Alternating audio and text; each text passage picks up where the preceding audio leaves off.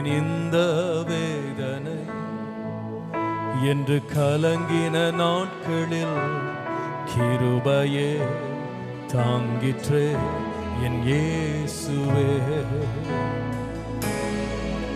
கண்ணீரால் படுக்கையை நனைத்த வேளையில் அணைத்தது பிரசன்னமே என் இயேசுவே.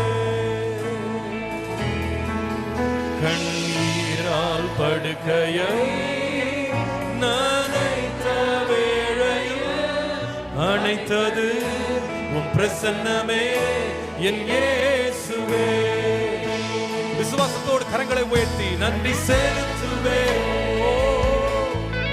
நன்றி செலுத்துவே.